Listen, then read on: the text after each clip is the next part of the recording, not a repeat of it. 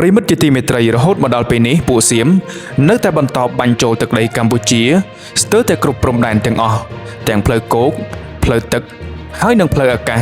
នេះជាការឈ្លានពានដ៏សែនអាក្រក់មួយរបស់សៀមប៉ុន្តែវីរៈកងទ័ពកម្ពុជាយើងក្លាហានរឹងមាំដើម្បីការពារសមរភូមិមិនឲ្យសៀមឈ្លានពានសូម្បីតែមួយចំអាមនោះទេកងទ័ពកម្ពុជា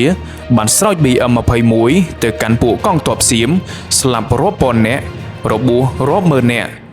ប្រិមិត្តជាទីរាប់អានថ្ងៃនេះខ្ញុំនឹងធ្វើការសង្ខេបព្រឹត្តិការណ៍តាមបន្ទាត់ព្រំដែនកម្ពុជាថៃអំពីករណីកម្លាំងយោធាថៃបន្តបាញ់ប្រហារ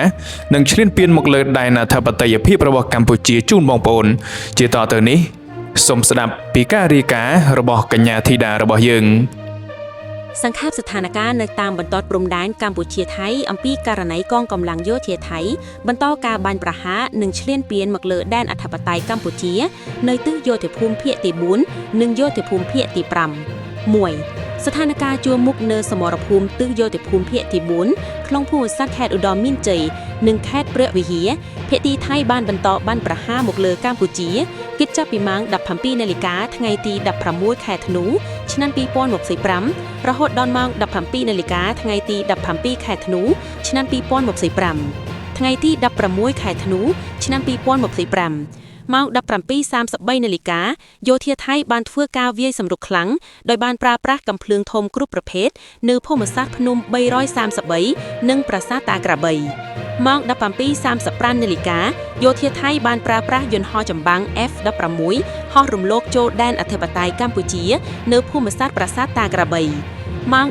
19:34 នាฬิកាយោធាថៃធ្វើការវាយប្រហារនៅភូមិសាស្ត្រភ្នំ333និងប្រាសាទតាក្របីថ្ងៃទី 17 ខែធ្នូឆ្នាំ 2025 ម៉ោង 4:45 នាฬิកាយោធាថៃបានបាញ់ផ្លោងដោយប្រើប្រាស់កាំភ្លើង DK និងប្រភេទ 100 មីលីម៉ែត្រលើរថក្រោះបាញ់ចូលភូមិសាស្ត្រតាថៅនិងបានបាញ់ផ្លោងកាំភ្លើងធំរួមទាំងដ្រូនទម្លាក់គ្រាប់ចូលភូមិសាស្ត្រប្រាសាទតាក្របីប្រាសាទតាម៉ោននិងថ្មដូនម៉ោង 7 នាฬิកាយោធាថៃបានបន្តបាញ់ផ្លោងនិងប្រើប្រាស់ដ្រូនទម្លាក់គ្រាប់ចូលភូមិសាស្ត្រប្រាសាទតាក្របីថ្មដូននិងប្រាសាទតាម៉ោនម៉ោង 8:30 នាฬิកាយោធាថៃបានធ្វើការវាយប្រហារចូលភូមិសាស្ត្រប្រាសាទតាក្របីម៉ោង 9:41 នាฬิកាយោធាថៃបានប្រើប្រាស់រថក្រោះចល័តចូលមុខភូមិសាស្ត្រប្រាសាទតាក្របីគិតចាប់ពីម៉ោង 4:45 នាฬิកាព្រឹករហូតដល់ម៉ោង 15:30 នាฬิកាយោធាថៃបានបើកការបាញ់ប្រហារមកលើកងកម្លាំងកម្ពុជាដោយបានផ្លោងកាំភ្លើងធំចូលភូមិសាស្ត្រតាសឹមគោល8ប្រាសាទព្រះវិហារភ្នំខ្មោចជាមតែនឹងបានវាយសម្រុកខ្លាំងនៅភូមិសាស្ត្រភ្នំ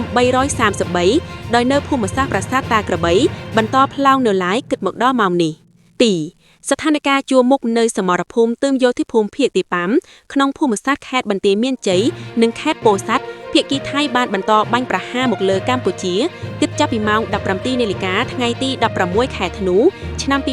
2025 រហូតដល់ម៉ោង 17 នាฬิកាថ្ងៃទី 17 ខែធ្នូឆ្នាំ 2025